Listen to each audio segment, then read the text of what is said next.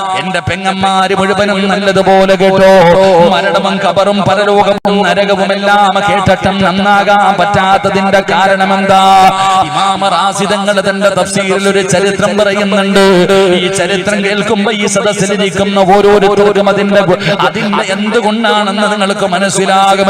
അവിടെ നിന്ന് പറയുകയാണ്, ഇമാം റാസി തങ്ങൾ പറയുന്നു, 1400 വർഷങ്ങൾക്ക് മുമ്പ് യുവത്വത്തിന്റെ നടുവിലൂടെ നടന്നു പോകുന്ന ഒരു പെണ്ണുണ്ടല്ലോ.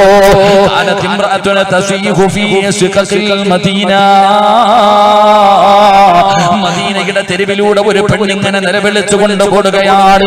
ചെറുപ്പക്കാരിയായ പെണ്ണാട്. അവളിങ്ങനെ വിളിച്ചു കൂവിക്കൊണ്ടാണ് ഓടുന്നത്. പൊട്ടിക്കരയുന്നുണ്ട്. എന്താണ് ചോദിക്കുന്നത്? മുഹമ്മദ്, അല്ലാഹുവിന്റെ പ്രവാചകൻ എവിടെയാണ്? ആരെങ്കിലും അല്ലാഹുവിന്റെ റസൂലിനെ എനിക്കൊന്ന് കാണിച്ചു തരുമോ എന്ന് പറഞ്ഞുകൊണ്ട് മദീനയുടെ തെരുവിലൂടെ നിലവിളിച്ചുകൊണ്ട് ഓടുന്ന പെണ്ണിനെ കാണുമ്പോ സഹാബത്ത് പറഞ്ഞു കൊടുത്തു, പെണ്ണ് ആയിരിക്കുന്നതാണ് അല്ലാഹുവിന്റെ പ്രവാചകന്. മുത്തുനബി എവിടെ നിന്ന് കാണിച്ചു കൊടുക്കുമ്പോ, എന്റെ ഭർത്താവ് ഒരു കച്ചവടക്കാരനാണ് നബിയേ. എന്റെ ഭർത്താവ് കച്ചവടത്തിന് പോയി കഴിഞ്ഞാൽ മാസങ്ങൾ കഴിഞ്ഞേ വരാറുള്ളൂ. പോയാൽ മാസങ്ങൾ കഴിഞ്ഞിട്ടേ വരാറുള്ളൂ. എന്റെ ഭർത്താവ് പോയാൽ അങ്ങനെയാണ്. അങ്ങനെ എന്റെ ഭർത്താവ് ഒരിക്കൽ കച്ചവടത്തിന് പോയപ്പോ, ഇന്നി സനയിതു യാ റസൂലല്ലാഹ്, ഞാനൊരു മനുഷ്യനെ എന്റെ വീടിന്റെ അകത്ത് വിളിച്ചു കയറ്റി. ഞങ്ങൾ ശാരീരികമായി ബന്ധപ്പെട്ടു നബിയേ, ഞങ്ങൾ വ്യഭിചരിച്ചു നബിയേ, ഞങ്ങൾ വ്യഭിചരിച്ചു നബിയേ, ഞാൻ എന്റെ ഭർത്താവിനെ വഞ്ചിച്ചു നബിയേ. എന്നിട്ട് പെണ്ണ് കരഞ്ഞുകൊണ്ട് പറയുകയാണ്, ഞാൻ അതിലൂടെ ഗർഭിണിയായി, ഞാൻ അതിലൂടെ ഗർഭിണിയായി. എന്റെ കുഞ്ഞിനെ കൊന്നില്ല, എന്റെ കുഞ്ഞിനെ കൊന്നുകളഞ്ഞില്ല, ആരോടും ഞാൻ പറഞ്ഞില്ല, ഒരാളും അറിഞ്ഞില്ല, ആരും കാണാതെ ഞാൻ എന്റെ വയറ്റിലിങ്ങനെ ചുമന്നുകൊണ്ട് നടക്കുകയാ. വീട്ടില് വേറെ ആരുമില്ലല്ലോ. ഭർത്താവ് ഗൾഫിൽ പോയിരിക്കുകയല്ലേ, ഭർത്താവ് കച്ചവടത്തിന് പോയിരിക്കുകയല്ലേ. ഇനി വർഷങ്ങൾ കഴിഞ്ഞല്ലേ മടങ്ങി വരത്തുള്ളൂ. അതുകൊണ്ട് ആരോടും പറയാതെ ഗർഭം മറച്ചു വെച്ചിട്ട് നടക്കുകയാ. 9.5 മാസം കഴിഞ്ഞു. യാ റസൂലല്ലാഹ്, ഞാനൊരാൺകുഞ്ഞിനെ പ്രസവിച്ചു നബിയേ. പെണ്ണവിടെന്ന് പറയുകയാണ്, ഞാനൊരാൺകുഞ്ഞിനെ പ്രസവിച്ചു നബിയേ. പ്രസവിച്ചു കഴിഞ്ഞപ്പോ ഞാൻ എന്റെ കുഞ്ഞിന്റെ കഴുത്തു ഞെരിച്ചു കൊന്നുകളഞ്ഞു നബിയേ. 9.5 മാസക്കാലം ഗർഭം ചുമന്ന് മരണവേദനയുടെ വേദനയിൽ നിന്ന് പ്രസവിച്ചതെന്റെ പൊന്നാര മകനുണ്ടല്ലോ, അവനെ കൊന്നുകളയുകയാണ്. എന്നിട്ടും മയ്യത്തെന്ത് ചെയ്തെന്നറിയുമോ? ഈ പെണ്ണെന്തേ ചെയ്തതെന്നറിയുമോ? ഈ പെണ്ണിന്റെ ജോലി എന്തായിരുന്നെന്നറിയുമോ? ഒരു സൈഡ് ബിസിനസ് ഉണ്ടായിരുന്നു, ഒരു സൈഡ് ബിസിനസ് ഉണ്ടായിരുന്നു. എന്തേ ബിസിനസ് എന്നറിയുമോ? സുറുക്കയുടെ കച്ചവടം നടത്തുന്ന പെണ്ണാ. സുറുക്കയുടെ കച്ചവടം ഇന്നൊക്കെ വാറ്റുചാരായം ഉണ്ടാക്കി കൊടുക്കുന്നത് പോലെ ആ പെണ്ണിന് സുറുക്ക കച്ചവടം നടത്തുന്ന പെണ്ണായിരുന്നു. എന്ത് ചെയ്തെന്നറിയുമോ? ഏറ്റവും കൂടുതൽ പവർ കൂടിയ, ഏറ്റവും കൂടുതൽ വീര്യം കൂടിയ ഒരു സുറുക്കയുടെ കുപ്പിക്കകത്തേക്ക് എന്റെ കുഞ്ഞിന്റെ മയ്യത്ത് ഞാൻ അതിനകത്ത് വെച്ച് അടച്ചു വെച്ചു നബിയേ. ഉപ്പിലിടാ നെല്ലിക്ക ഇടുന്നത് പോലെ, പൈനാപ്പിൾ ഉപ്പിടുന്നത് പോലെ പടച്ചവനെ തന്റെ കുഞ്ഞിന്റെ മയ്യത്തെടുത്ത് അതിനകത്ത് വെച്ച് അടച്ചു വെച്ചോ. പടച്ചവനെ അതിനകത്ത് കിടന്ന് അഴുകുകയാ, അതിനകത്ത് കിടന്ന് അളിയുകയാണ്. കുഞ്ഞിന്റെ ഇറച്ചി മുഴുവനും അതിനകത്തേക്ക് അലിഞ്ഞങ്ങ് ചേരാൻ തുടങ്ങി, എല്ലുകൾ ദ്രവിക്കാൻ തുടങ്ങി. പടച്ചവനെ എല്ലാം അതിനകത്തേക്ക് അലിഞ്ഞു ചേർന്നു. മാസങ്ങളോളം അതുപോലെ അടച്ചു വെച്ചു. ഒരടയാളവും കാണുന്നില്ല, ഒരടയാളവും കാണുന്നില്ല. അങ്ങനെ മനസ്സിലായപ്പോ, ഒരടയാളവും കാണാതെ വന്നപ്പോ, ഞാനത് ജനങ്ങൾക്ക് കുടിക്കാൻ കൊടുത്തു നബിയേ. അല്ലാഹുവേ, മുത്തുനബിയുടെ കണ്ണ് നിറയുകയാണ്, കൈകാലുകളെ വിറയ്ക്കുകയാണ്. എന്തൊരു പാപമാ, എന്തൊരു പാപമല്ല, ഇങ്ങനെ ഒരു പെണ്ണിനാകാൻ പറ്റുമോ? പടച്ചവനെ, 3 പാപമാണ്. വിവാഹം കഴിഞ്ഞവള് വ്യഭിചരിച്ചു, അതിന് എറിഞ്ഞു കൊല്ലണം. കൊലയ്ക്ക് പകരം കൊലയാണ്. കച്ചവടത്തിലെ കൃത്രിമം കാണിക്കുന്നത് വലിയ പാപമാണ്. ഈ പെണ്ണ് മുത്തുനബിയുടെ മുന്നിൽ ഇരുന്ന് കരയുകയാ. 3 പാപം നിങ്ങൾ ആലോചിക്ക്. ഒരു പെണ്ണ് പറയാ, എന്റെ ഭർത്താവ് കച്ചവടത്തിന് പോയാ തിരിച്ചു വരാൻ മാസങ്ങളാകും. ഞാൻ ഇത്തരമായിട്ട് ശാരീരികമായി ബന്ധപ്പെട്ടു, ഗർഭിണിയായി, ആരോടും പറഞ്ഞില്ല, കൊണ്ട് നടന്നു. 9.5 മാസം കഴിഞ്ഞ് ഞാൻ പ്രസവിച്ച ഉടനെ ഞാൻ തന്നെ അങ്ങ് കൊന്നു. എന്നിട്ട് നെല്ലിക്കൊക്കെ ഉപ്പിലിടുന്നത് പോലെ സുർക്കയുടെ കുപ്പിക്കകത്ത് തന്റെ കുഞ്ഞിന്റെ മയ്യത്ത് വെച്ച് അടച്ചു വെച്ചു. അതിനകത്ത് കിടന്ന് എല്ലാം അഴുകി, പടച്ചവനിൽ ജ്യൂസ് അടിക്കണ പോലെ എല്ലാ എല്ലുകളും ഇറച്ചികളും മുഴുവനും അതിനേക്ക് അലിഞ്ഞങ്ങ് ചേർന്ന് കഴിഞ്ഞപ്പോ അതും വിറ്റിട്ട് ഞാൻ കാശ് വാങ്ങി നബിയെ. ഒരു പെണ്ണിനിങ്ങനെ ആകാൻ പറ്റുമോ?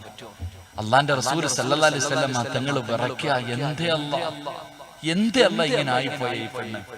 റസൂലുള്ളാഹി സല്ലല്ലാഹു അലൈഹി വസല്ലം തങ്ങൾ ആ പെണ്ണിനോട് ചോദിച്ചു, നീ ഇങ്ങനെയാകാനുള്ള കാരണം എന്തെന്നറിയോ?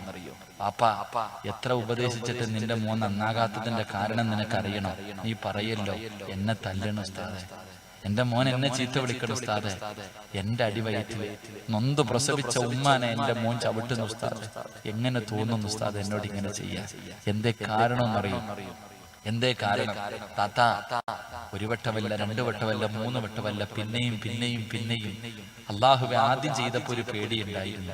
ഇപ്പോഴും ഭർത്താവിനെ വഞ്ചിക്കുന്നവരുണ്ടല്ലോ. പിന്നെ ആദ്യം ചെയ്തപ്പോഴല്ലേ, വാപ്പാനും ഉമ്മാനെയും പറ്റിച്ചപ്പോ ആദ്യം മാത്രം പേടി, പിന്നെ അതങ്ങ് ശീലമായല്ലോ. എന്തേ നന്നാകാത്തതെന്നറിയോ? റസൂലുള്ളാഹി തങ്ങൾ ഈ പെണ്ണിനോട് ചോദിച്ചു, ഫൈന്നി അറാ അന്നകി തറക്തി സ്വലാത്തൽ അസ്രി, നീ അസർ നിസ്കരിക്കത്തില്ല ഇല്ലേ പെണ്ണേ? ഒറ്റ ചോദ്യം ചോദിച്ചോളൂ. നീ അസർ നമസ്കരിക്കാറില്ലേ? എത്ര ചോദിച്ചോളൂ. നീ അസർ നിസ്കരിക്കാത്തവളായില്ലേ? അസർ നമസ്കരിക്കാത്തവന്റെ ഹൃദയം കഠിനമായി പോകും. അള്ളാഹു കാത്തിരക്ഷിക്കുമാറാകട്ടെ. അസർ നിസ്കരിക്കാത്തവന്റെ ഹൃദയം പോയി, പിന്നെ അവനെ എത്ര ഓതിയിട്ടും കാര്യമില്ല. അതുകൊണ്ടാ വാപ്പ സ്കൂള് വിട്ട് വീട്ടിൽ വന്ന ഉടനെ നിന്റെ പെണ്ണും പിള്ള മക്കളെ സ്വർഗത്തിലേക്ക് ഒഴുവല്ലേ? എവിടെ നിസ്കരിക്കാൻ വിടുന്നു? ആരാ അസർ നിസ്കരിക്കണേ? അസർ നമസ്കരിക്കാത്തവന്റെ ഹൃദയം ഇങ്ങനെ ആയി പോകും, ജോളിയെ പോലെ ആയി പോകും. അള്ളാഹു കാത്തിരക്ഷിക്കുമാറാകട്ടെ. അല്ലേ? ഒരു മാറ്റം ഉണ്ടാവില്ല. എത്ര നന്മയും ഒന്നുമില്ല, കരുണ ഉണ്ടാവില്ല, നന്മ ഇറങ്ങില്ല. അവന്റെ ഹൃദയം കഠിനമായി പോകുമെന്ന് ആദരവായ പ്രവാചകൻ നബി മുഹമ്മദ് മുസ്തഫ സല്ലല്ലാഹു അലൈഹി വസല്ലമ തങ്ങൾ പറയുമ്പോൾ, ഒരു അസറും മുടക്കുന്നവന്റെ ഗതി ഇതാണെങ്കിൽ ഈ 5 വഖത്ത് നിസ്കരിക്കാത്തവന്റെ ഒക്കെ ഗതി എന്തായിരിക്കും? അവനാ വെള്ളിയാഴ്ച സിനിമാ തിയേറ്ററിൽ പോകുന്നവൻ. അള്ളാഹു കാത്തിരക്ഷിക്കുമാറാകട്ടെ. അവനെ പിന്നെ പറഞ്ഞിട്ട് കാര്യമില്ല. എന്റെ പ്രിയപ്പെട്ടവരെ, അവന്റെ ഹൃദയം അങ്ങനെയായി പോകും. അപ്പൊ 5 വഖത്ത് നിസ്കരിക്കാത്തവന്റെ അവസ്ഥയെ കുറിച്ച് നിങ്ങൾ ചിന്തിച്ചു നോക്ക്. അള്ളാഹു നമുക്ക് ഹിദായത്ത് നൽകി അനുഗ്രഹിക്കുമാറാകട്ടെ. അപ്പൊ ഈ നിസ്കരിക്കുന്ന എന്തിനാ ഉസ്താദ്? ചോദിക്കുമല്ലോ. പള്ളിയിൽ പോവുക, ഇമാം എക്സസൈസ് ചെയ്യുന്നു, പുറകെ പോയി ചെയ്യുന്നു. ഇമാം എന്തൊക്കെയോ ചെയ്യുന്നു, ഞാൻ പുറകെ പോയി കൈകെട്ട ഇങ്ങോട്ട് നോക്കുക, ഇങ്ങനെ എന്തൊക്കെയോ കാണിക്കുക, അസ്സലാമു അലൈക്കും ഓടുക. ഇതെന്നെ നടന്നുകൊണ്ടിരിക്കണേ. എന്തിപ്പോ നിസ്കരിച്ച എന്ത് കിട്ടൂല്ലേ? നിസ്കരിച്ച എന്താ പ്രതിഫലല്ലേ?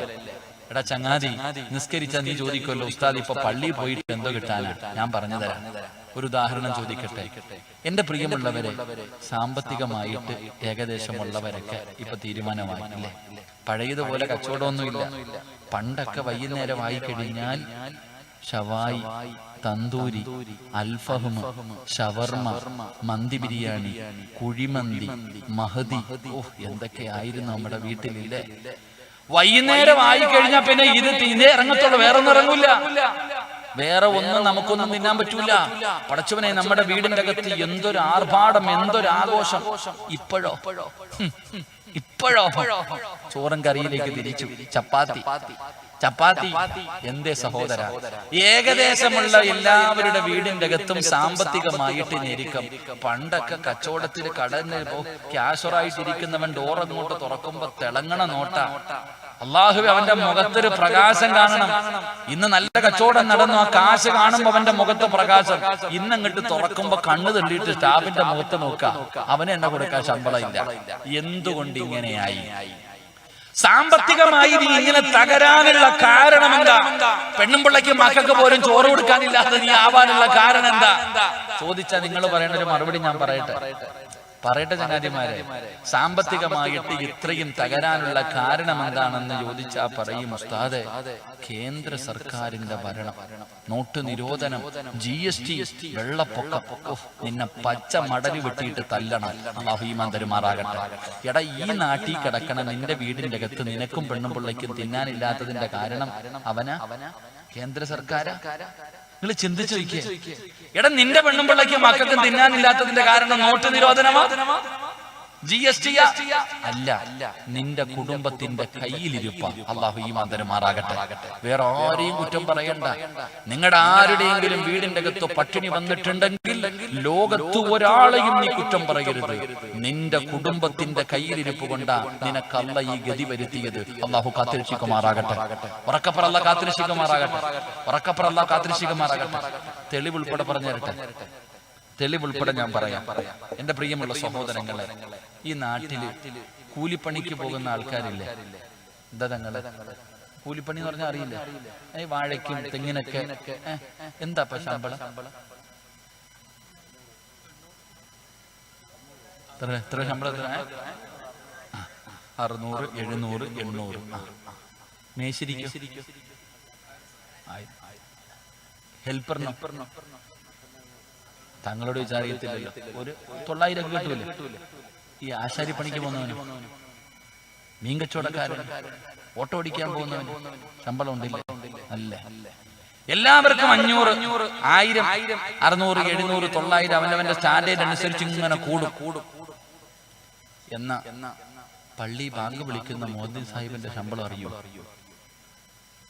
പള്ളിയിൽ ബാങ്ക് വിളിക്കണ മുഅദ്ദിനില്ലേ, മദ്രസയെ പഠിപ്പിക്കണ ഉസ്താദിന്റെ ശമ്പളം അറിയോ? ബോധം കെട്ടുന്നൊന്നും വീടരുത്, ഞാൻ പറഞ്ഞുതരാം. എന്റെ പ്രിയമുള്ളവരെ, അള്ളാഹിന്റെ പള്ളിയിൽ ബാങ്ക് വിളിക്കുന്ന ജോലി ചെയ്യുന്ന ഉസ്താദന്മാരുടെ ശമ്പളം 100 രൂപ, 150 രൂപ, 200 രൂപ, ഇത്രയൊക്കെ ഉള്ളൂ. അള്ളാഹുടെ പള്ളിയിൽ ബാങ്ക് വിളിക്കുന്ന മോദി സാഹിബിന്റെ ഒരു ദിവസത്തെ ശമ്പളം പടച്ചവനെ 6000 രൂപ, 7000 രൂപ, 8000 രൂപ. നേരം വിളിയാ അല്ല, ഉസ്താദെങ്ങാണ് ശമ്പളം കൂട്ടിയാ പറഞ്ഞു വിട്ടേരടാ, പറഞ്ഞു വിട്ടേരെ. കൊടുക്കണ്ട, അവന്റെ കുടുംബത്തിൽ നിന്നല്ലേ എടുത്ത് കൊടുക്കണേ. പ്രസിഡന്റിന്റെ കുടുംബത്തിൽ നിന്ന് എടുത്ത് കൊടുക്കാം ശമ്പളം കൂട്ടി ചോദിച്ചു കഴിഞ്ഞാൽ. വഖഫ് സ്വത്ത്, വല്ലവന്റെ സ്വത്ത് അമ്മ എടുത്തു കൊടുക്കാൻ പോലും മടി. എന്നാ ഞാൻ ചോദിക്കട്ടെ, ഈ 200 രൂപയും 150, 100, 150, 200 രൂപയ്ക്ക് ജോലി ചെയ്യുന്ന പള്ളിയിലെ മുഅദ്ദിൻ സാഹിബിന്റെ പെണ്ണുമ്പുള്ള പട്ടിണി അടക്കുന്നുണ്ടോ? ലോകത്ത് എവിടെയെങ്കിലും ഏതെങ്കിലും ഒരു മുഅല്ലിമിന്റെ ഭാര്യയും മക്കളും പട്ടിണി അടക്കുന്നുണ്ടോ? അടിച്ചു പൊളിച്ച് ജീവിക്കുക. അല്ലാഹു ഈമാൻ തരുമാറാകട്ടെ. ഉറക്കപ്പറല്ല ഈമാൻ തരുമാറാകട്ടെ. എന്തുകൊണ്ട് ഉസ്താദിനും കറണ്ട് ബില്ല് അടക്കണ്ടേ? പള്ളിയിലെ മുഅദ്ദിൻ സാഹിബ് പലരുടെ കടയിൽ പോയിട്ട് ഫാത്തിഹ ഹോദിയ കിട്ടുമോ? എന്നും അരി കിട്ടുവോ? പച്ചക്കറിക്കാരൻ്റെ അടുത്ത് പോയിട്ട് നിന്റെ വാപ്പാടെ കബർ വിശാലാകട്ടെ എന്ന് പറഞ്ഞാൽ എന്നും പച്ചക്കറി കിട്ടുവോ? മീൻകാരന്റെ തലയെ പിടിച്ച് ചോദിയ എന്നും അയിലയും അല്ലല്ലോ കിട്ടുവോ? ഇല്ലല്ലോ. എടാ, ഉസ്താദിന്റെ മീൻ വാങ്ങണം, ഇറച്ചി വാങ്ങണം, അരി വാങ്ങണം, പച്ചക്കറി വാങ്ങണം, ഭാര്യയ്ക്ക് മാക്സി എടുക്കണം, ചുരിദാർ എടുക്കണം, പർദ്ദ എടുക്കണം, മോതിരം വാങ്ങണം, അവള് ചോദിക്കുന്നൊക്കെ വാങ്ങിക്കൊടുക്കണം. ഉസ്താദിന്റെ മോളുണ്ട്, ട്യൂഷന് വിടണം, ട്യൂഷൻ വിടുമ്പോ ഫീസ് കൊടുക്കണം, വസൂലി കൊടുക്കണം, പഠിച്ചവനെ സ്കൂളിലെ പുസ്തകം വാങ്ങണം. ഇതെല്ലാം ഉസ്താദിന്റെ 10,000-നകത്ത് കിട്ടുന്നു. എല്ലാ ചെലവും അതിനകത്ത് കിട്ടുന്നു. എന്റെ പ്രിയമുള്ളവരെ, മാസം നോക്കുമ്പോ അള്ളാഹുവെ എല്ലാ ചെലവും കഴിഞ്ഞിട്ട് പിന്നെയും ബാക്കിയാ പൈസ ബാങ്കിൽ കൊണ്ടിടുക. അള്ളാഹു ഈമാൻ തരുമാറാകട്ടെ. ഉസ്താദിന് ആകെ കിട്ടുന്ന എത്ര? 10,000, 12,000, 13,000, 15,000. പക്ഷേ ഉസ്താദിന്റെ വീട്ടിലെ സർവ്വ ചെലവുകളും കഴിഞ്ഞിട്ട് പിന്നെയും ബാക്കിയാ. അള്ളാഹു ബർക്കത്ത് ചെയ്യുമാറാകട്ടെ. ഉറക്കപ്പറ അള്ളാഹു ബർക്കത്ത് ചെയ്യുമാറാകട്ടെ. അപ്പൊ നിങ്ങൾ പറയും, ഉസ്താദന്മാർക്ക് അള്ളാഹു ബർക്കത്ത് ചെയ്തിട്ടുണ്ട്, പിന്നെ ഉസ്താദന്മാരുടെ കുത്തക അവകാശമല്ലേ ബർക്കത്ത്, നിനക്ക് കിട്ടൂലേ? സഹോദര, ബർക്കത്ത് എന്ന് പറയുന്നത് ഉസ്താദന്മാർക്ക് മാത്രമല്ല. താത്താമാരെ, ഉസ്താദ് പെണ്ണ് കെട്ടാൻ വന്നിരുന്നല്ലോ. ഉസ്താദ് പെണ്ണ് കാണാൻ വന്നപ്പോ ശമ്പളം ഒന്നുമില്ല, വേണ്ട. ഉസ്താദന്മാരെ കെട്ടാനൊന്നും ആർക്കും വയ്യായിരുന്നു, ഗൾഫ് മതിയായിരുന്നു. ഇപ്പോഴോ ഉസ്താദിന്റെ പെണ്ണുമ്പിള്ളയെ പരിചയം ഉണ്ടെങ്കിൽ ചോദിക്ക് ജീവിതം എങ്ങനെ ഉണ്ടെന്ന്. പൊളിച്ചോണ്ട് നടക്കുക. അള്ളാഹു ഈമാൻ തരുമാറാകട്ടെ. അള്ളാഹു ഈമാൻ തരുമാറാകട്ടെ. എന്റെ പൊന്നു കാക്ക, നിങ്ങൾ ഇരുന്നോ, ഇൻഷാ അല്ലാഹ്. നിങ്ങളുടെ കാര്യത്തിൽ ഞാൻ തീരുമാനം എടുത്തോളാം. ഇരുന്നോളെ ഇൻഷാ അല്ലാഹ്. ചങ്ങാതി ഇടയ്ക്കിടയ്ക്ക് ബക്കറ്റായിട്ട് വരുമ്പോൾ എനിക്കും പേടി. എന്റെ പ്രിയമുള്ള സഹോദരങ്ങളെ, എന്തുകൊണ്ട് ചിരിക്കാൻ പറഞ്ഞതല്ല, എന്തുകൊണ്ട് എന്റെ സഹോദര, ലോകത്ത് ആരുടെ വീടിന്റെ അകത്ത് പട്ടിണി ഉണ്ടായാലും അള്ളാഹു ചില വീട്ടിൽ പട്ടിണി കൊടുക്കില്ല എന്ന് ആദരവായ പ്രവാചകൻ നബി മുഹമ്മദ് മുസ്തഫ സല്ലല്ലാഹു അലൈഹി വസല്ലമ തങ്ങൾ പറയുകയാ, ലോകത്ത് ആരുടെ വീടിന്റെ അകത്ത് പട്ടിണി ഉണ്ടായാലും ഒരു വീടിന്റെ അകത്ത് പട്ടിണി ഉണ്ടാകില്ല. അത് മോഡി ഭരിച്ചാലും ദജ്ജാല് ഭരിച്ചാലും. സാക്ഷാൽ അംബാനി ഉണ്ടല്ലോ, അംബാനിയുടെ വീട് ഞാൻ കഴിഞ്ഞ ആഴ്ച പോയപ്പോ മുംബൈ പോയപ്പോ കണ്ട്. എന്നാ വീടാന്നറിയോ? അല്ലാഹുവേ. എടാ, അംബാനിയുടെ വീടിന്റെ അകത്ത് തിന്നാൻ ചോറില്ലെങ്കിലും ഈ നാട്ടിലെ നിന്റെ കൂരയ്ക്കകത്ത് മരിക്കണ കാലം വരെ അള്ളാഹു ഭക്ഷണം തരും. അള്ളാഹു ഈമാൻ തരുമാറാകട്ടെ, അള്ളാഹു ഈമാൻ തരുമാറാകട്ടെ. അല്ല പറയുകയാ, ഒരേ ഒരു കാര്യം ചെയ്താൽ മതി. ഞാൻ പറയുന്ന ഒരേ ഒരു കാര്യം നീയും നിന്റെ കുടുംബവും ചെയ്താൽ മരിക്കുന്ന കാലം വരെ ഞാൻ തരും ഭക്ഷണം. അള്ളാഹു നമുക്ക് ഈമാൻ തരുമാറാകട്ടെ, അള്ളാഹു ഈമാൻ തരുമാറാകട്ടെ. ഒരേ ഒരു കാര്യം ചെയ്താൽ മതി. മരിക്കുന്ന കാലം വരെ നിനക്കും പെണ്ണും പിള്ളയ്ക്കും മക്കൾക്കും അള്ളാഹു ഭക്ഷണം തരും. ഒരു കാര്യം ചെയ്യണം, അള്ളാഹു ചെയ്യാൻ ഭാഗ്യം തരുമാറാകട്ടെ. മനസ്സുള്ളവരൊക്കെ ഒന്ന് കൈവക്കിക്കേ, ചെയ്യാൻ മനസ്സുള്ളവരൊക്കെ ഒന്ന് കൈവക്കിക്കേ. എടാ, നീ വേണമെങ്കിൽ പോക്ക്, എനിക്കൊരു നിർബന്ധവും ഇല്ല. നിന്റെ പെണ്ണും പിള്ളയും മക്കളും പട്ടിണി അടന്ന എനിക്കെന്നാ? നിനക്ക് വേണമെങ്കിൽ പൊക്കിയാ മതി. ചിലർക്ക് കൈ പൊക്കാൻ മടി. നീ പള്ളിയുടെ മുന്നിൽ പോയി പിരിവെടുത്തോ. സംഘടനകൾക്ക് അപേക്ഷ കൊടുത്തിട്ട് നീ കടന്ന് യാചിക്കും, ഓരോ വീടും കയറി ഇറങ്ങി പിരിവെടുക്കുക. എനിക്ക് ഇവിടെ എന്താ? എനിക്ക് എന്റെ പെണ്ണുമ്പിള്ളയുടെ മക്കളുടെ കാര്യം നോക്കിയാൽ മതി. അള്ളാഹു ഈമാൻ തരുമാറാകട്ടെ. ഉറക്കപ്പറ, അല്ലാഹു ഈമാൻ തരുമാറാകട്ടെ. ഞാൻ നിങ്ങളാരെയും നന്നാക്കാൻ വേണ്ടി വന്നതൊന്നുമല്ല. ഉള്ള കാര്യം ഞാൻ പറയാം. നിങ്ങളിൽ ഒരാളെയും നന്നാക്കാനല്ല ഞാൻ വഴുതു പറയുന്നത്. ഞാൻ വഴുതു പറയുന്നത് എനിക്ക് നന്നാകാൻ വേണ്ടിയാ. അള്ളാഹു എന്നെ നന്നാക്കുമാറാകട്ടെ. ആമീൻ പറ. കാരണം ആരുടെ ആമീന കേൾക്കണമെന്ന് അറിയത്തില്ല. ഒരു ആമീൻ പറ, നല്ലതുപോലെ പറ. അള്ളാഹു എന്നെ നന്നാക്കുമാറാകട്ടെ. അല്ലാതെ നിങ്ങളെ നന്നാക്കാനല്ല ഞാൻ വഴുതു പറയുന്നത്. അതുകൊണ്ടാ ഞാൻ പറഞ്ഞത്, എനിക്ക് എന്റെ പെണ്ണുമ്പിള്ളയുടെ കാര്യം നോക്കിയാൽ മതി. എന്റെ കുടുംബത്തിന്റെ കാര്യം എന്തായാലും അൽഹംദുലില്ലാഹ് ഞാൻ ചെയ്യുന്നുണ്ട്. ചെയ്യുന്ന കാലത്തോളം എനിക്ക് റബ്ബ് തരും ഭക്ഷണം. എനിക്ക് ആ വിശ്വാസമുണ്ട്. അള്ളാഹു ഈമാൻ തരുമാറാകട്ടെ, അള്ളാഹു ഈമാൻ തരുമാറാകട്ടെ. ചെയ്യുവോ? ചെയ്യുവോ? ഞാനല്ല പറഞ്ഞത്, ഖുർആനാ പറയണേ. നിങ്ങൾ വിചാരിക്കും പിരിവ് തുടങ്ങാറായെന്ന്. ആർക്ക് വേണം പൈസ?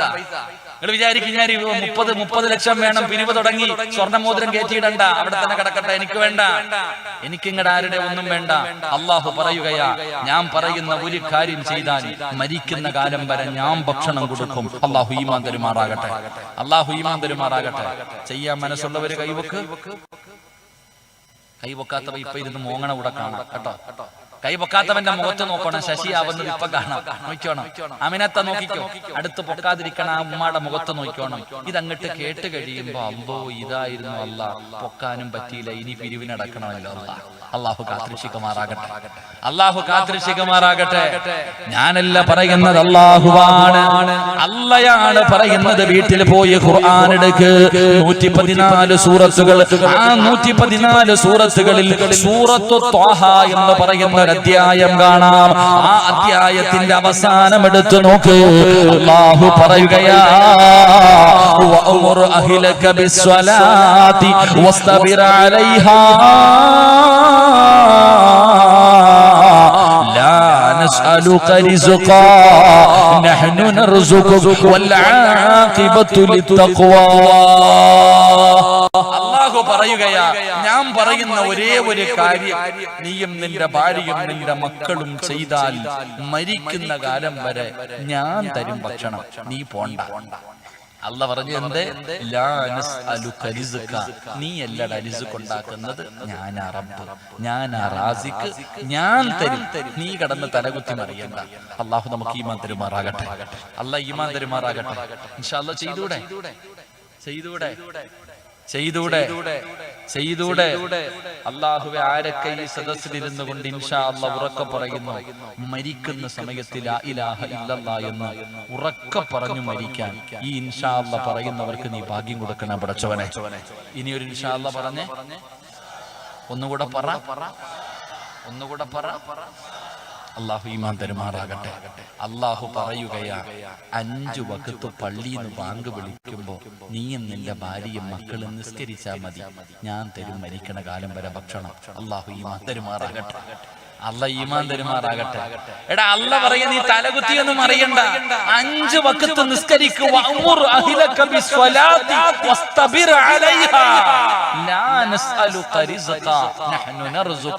ഞാൻ തരും മരിക്കുന്ന കാലം വരെ ഭക്ഷണം. അല്ലാഹു ഈമാൻ തരുമാറാകട്ടെ. പള്ളിയിലെ ഉസ്താദിന്റെ വീട്ടിൽ പട്ടിണി ഇല്ലാത്ത അതുകൊണ്ടാ വാപ്പ. പള്ളിയിലെ മോദി സാഹിബിന്റെ പെണ്ണുമ്പുള്ള തെണ്ടാൻ നടക്കാത്തത് അദ്ദേഹം 5 വഖത്ത് പള്ളി നിസ്കരിക്കുന്നത് കൊണ്ടാ. അല്ലാഹു ഈമാൻ തരുമാറാകട്ടെ. നിന്റെ വീട്ടിലില്ലാത്തതിന്റെ കാരണം ഇപ്പൊ മനസ്സിലായോ? അല്ലോ പള്ളി ബാങ്ക് വിളിച്ച് നിസ്കരിക്കാൻ പോടാ, കച്ചവടക്കാരനോട് പോടാ. അളിയ നിസ്കരിക്കാൻ പള്ളി പോകുമ്പോ ഒരാള് വന്നാ കച്ചവടം പോയടാ അല്ലേ? ഞാൻ നിസ്കരിക്കാൻ ഇപ്പൊ പള്ളിക്കകത്ത് കയറിയ എന്റെ കച്ചവടം പോകും. ഞാൻ പോകുന്നില്ല. ഇപ്പൊ കച്ചവടം ഉണ്ടോ? ഈച്ച അടിച്ചോണ്ടിരിക്കുക അവിടെ. ഇപ്പൊ ഈച്ച അടിച്ചോണ്ടിരിക്കുക. അല്ലോ പള്ളിയുടെ ചുറ്റുഭാഗത്തും കൊട്ടാരം. ഇങ്ങനെ ഇരുന്നാ മതിയായിരുന്നു. ഗൾഫിൽ നിന്ന് നോട്ടുമഴ വീണുമായിരുന്നു. ഭർത്താവ് ഇങ്ങനെ അയച്ചു കൊടുക്കും. ഇപ്പൊ ഉണ്ടോ? ഒന്നുമില്ല. ഇങ്ങനെ ഇരിക്കുക, അങ്ങോട്ടും ഇങ്ങോട്ടും നോക്കിയിട്ട്. താത്ത അല്ല ആരാന്നറിയാമോ? അല്ലാഹ്ക്ക് തരാനും അറിയാം. പള്ളിയുടെ മുന്നിൽ നിന്നെ കൊണ്ടിരുത്തി തെണ്ടിപ്പിക്കാനും അല്ലാഹ്നറിയാം. മറന്നു പോകരുത്. ലൈൻ ശകർതും ലഅസീദന്നകും വലൈൻ കഫർതും ഇന്ന അദാബി ലശദീദ്. എടാ നിനക്ക് തരാനും അല്ലാഹ്ക്ക് അറിയാം. പള്ളിയുടെ മുന്നിൽ കൊണ്ടിരുത്തി നിന്റെ പെണ്ണുമ്പിളയെ കൊണ്ട് തെണ്ടിപ്പിക്കാനും പടച്ച റബ്ബിനറിയാം. ചെയ്യിപ്പിക്കരുത് അല്ലാഹ്നെ കൊണ്ട്. അല്ലാഹു കാത്തിരക്ഷിക്കുമാറാകട്ടെ. അപ്പൊ നിങ്ങൾ ചിന്തിക്ക്, എന്തുകൊണ്ട് നിന്റെ വീടിന്റെ അകത്ത് ദാരിദ്ര്യം വന്നു? നിസ്കരിക്കാത്തത് കൊണ്ട്. നിങ്ങളൊക്കെ നിസ്കരിക്കും കേട്ടോ, നല്ലവരാ. എന്നാ നിന്റെ പെണ്ണുമ്പിള്ള ആമിന നിസ്കരിക്കോ? നിങ്ങളൊക്കെ നല്ലവരാ, 5 വഖത്ത് നിസ്കരിക്കുന്ന നല്ല ആൾക്കാരാ. പക്ഷെ വീട്ടിൽ പെണ്ണുമ്പിള്ളയുണ്ട്, നിസ്കരിക്കോ? പറവകളെ പോലെ മുടിയും വളർത്തി കിടക്കണം 3-4 എണ്ണം ഉണ്ടല്ലോ, നിസ്കരിക്കോ? ഓ പടച്ചോനെ, അതില്ല ഉസ്താദെ. എന്തേ അവർക്കൊന്നും നിസ്കാരം നിർബന്ധമില്ലേ? നിന്റെ ഭാര്യയും മക്കളും എന്തേ മുസ്ലിമീങ്ങളല്ലേ? അവർക്ക് അല്ലാഹു പ്രത്യേക എന്തെങ്കിലും മസല വെച്ചിട്ടുണ്ടോ? മദ്രസയെ പഠിച്ചിട്ടുണ്ട്. 7 വയസ്സുള്ളവനോട് നിസ്കരിക്കാൻ കൽപ്പിക്കണം. 10 വയസ്സായിട്ട് നിസ്കരിക്കാത്തവൻ എന്ത് ചെയ്യണം? പറയണ മക്കളെ എന്ത് ചെയ്യണോടാ? പ്രായമുള്ളതൊക്കെ വായി നോക്കിയിരിക്കും. എന്ത് ചെയ്യണം? അടിക്കാൻ. 7 വയസ്സുള്ളവനെ നിസ്കരിക്കാൻ കൽപ്പിക്കണം. 10 വയസ്സായിട്ട് നിസ്കരിക്കാത്തവനെ തല്ലണം. എന്നിട്ട് നിസ്കരിപ്പിക്കണം. നിസ്കരിക്കാത്തതിന്റെ പേരിൽ മക്കളെ തല്ലിയ ഏതെങ്കിലും ഒരു വാപ്പ ഉണ്ടെങ്കിൽ കൈവയ്ക്കുക. ഒന്ന് കണ്ടിട്ട് മരിക്കാനുള്ള ആഗ്രഹങ്ങൾ. ആരെങ്കിലും പൊക്കറോ? ഒരാളെങ്കിലും നിസ്കരിക്കാത്തതിന്റെ പേര് മക്കളെ തല്ലിയ ഏതെങ്കിലും ഒരു വാപ്പ, ഉമ്മമാരാരെങ്കിലും ഉണ്ടെങ്കിൽ ഒന്ന് കൈവയ്ക്ക. ആണുങ്ങൾ ആരുമില്ല. 3-4 പെണ്ണുങ്ങളുണ്ട്. അള്ളാഹു നിങ്ങൾക്ക് സ്വർഗം നൽകുമാറാകട്ടെ. ഉറക്കപ്പറ, അള്ളാഹു സ്വർഗം നൽകുമാറാകട്ടെ. ഈ കൈപൊക്കാത്ത നിങ്ങളുടെ എല്ലാവരുടെയും ആമക്കളും പെൺമക്കളും 5 വഖത്ത് ഖളാഅാതെ നിസ്കരിക്കുന്നവരാണെന്ന് വിശ്വസിക്കാൻ ഞാൻ മലക്കല്ലടോ, നിങ്ങളെ പോലൊരു മനുഷ്യനായി പോയി. ഇല്ലെങ്കിൽ വിശ്വസിക്കാമായിരുന്നു. അള്ളാഹു ഈമാൻ തരുമാറാകട്ടെ. നിങ്ങൾ ആലോചിക്കേ, എടാ ഇന്ന് ആകെ ഉള്ളത് ഒരു പെൺകുട്ടിയാ. ടെൻഷനാ, എങ്ങനെ കിട്ടിക്കും ഉസ്താദേ? ആകെ ഉള്ളത് ഒരു പെൺകുട്ടി. രാവും പകലും കിടന്നിട്ട് കഷ്ടപ്പെടാ ഒരെണ്ണത്തിനെ കെട്ടിക്കാൻ. എന്നാ നിന്റെ വാപ്പ 5 എണ്ണത്തിനെ കെട്ടിച്ചത് എങ്ങനാ? ഈ നിരന്നിരിക്കണ വാപ്പാമാരോട് ചോദിക്കാം, നിനക്ക് 5 പെങ്ങന്മാരുണ്ടായിരുന്നു. നിന്റെ വാപ്പായ്ക്ക് ബാങ്ക് ജോലിയാ, ഏക്കർ കണക്കിന് വസ്തു ഉണ്ടായിരുന്നു. വാപ്പ സൗദി അറേബ്യയിലെ ഭരണാധികാരിയുടെ പി ആയിരുന്നില്ലല്ലോ. നിന്റെ വാപ്പ 5, 6, 8 എണ്ണത്തിനെ കെട്ടിച്ചത് എങ്ങനെ? നിന്നെയൊക്കെ കെട്ടിച്ചു വിട്ടത് എങ്ങനെ? നിങ്ങളുടെ വാപ്പമാര് നല്ല തന്നിട്ടല്ലേ കെട്ടിച്ചു വിട്ടെ? സ്വർണവും പൈസയും തന്നിട്ട് കെട്ടിച്ചു വിട്ടല്ലോ. പിരിവിന് നടന്നിട്ട ഏതെങ്കിലും കമ്മിറ്റി ഓഫീസിൽ പരാതി കൊടുത്തിട്ട് അപേക്ഷ കൊടുത്തിട്ട് കാത്തിരുന്നിട്ട് കെട്ടിച്ച് അല്ലല്ലോ. എങ്ങനെ പണ്ടുള്ളവരൊക്കെ മക്കളെ കെട്ടിച്ചു വിട്ടു? പണ്ടുള്ളവർ മക്കളെ കെട്ടിച്ചു വിട്ടു. അന്ന് മന്തിയില്ല, മട്ടനില്ല, ഒന്നുമില്ല. തിന്ന വയറ് നിറയുമായിരുന്നു. ഇന്ന് തിന്ന വയറ് നിറയണില്ല. എന്തുകൊണ്ട്? നമ്മുടെ വീട്ടിൽ പണ്ടൊരു കാര്യമുണ്ടായിരുന്നു, ഇന്ന് നമ്മുടെ വീടിന്റെ അകത്തൊരു കാര്യമില്ല. അതുകൊണ്ട് തന്നെ അല്ലാഹു നമുക്ക് ഈമാൻ തരുമാറാകട്ടെ. പണ്ട് നമ്മുടെ വീടിന്റെ അകത്തൊരു കാര്യമുണ്ടായിരുന്നു, ഇന്ന് നമ്മുടെ വീടിന്റെ അകത്തൊരു കാര്യമില്ല. എന്തേ കാര്യം? തന്റെ മക്കള് നിസ്കരിച്ചില്ലെങ്കിൽ തല്ലി നമസ്കരിപ്പിക്കാൻ, തന്റെ മക്കളെ മര്യാദ പഠിപ്പിക്കാൻ ഏത് വീടിന്റെ അകത്താണോ ഒരു വാപ്പ ഒരു വടിവെട്ടി വെച്ചിരിക്കുന്നത്, അല്ലാഹു ആ വീട്ടിൽ ബർക്കത്ത് ചെയ്യുമെന്ന് ആദരവായ പ്രവാചകൻ നബി മുഹമ്മദ് മുസ്തഫ സല്ലല്ലാഹു അലൈഹി വസല്ലം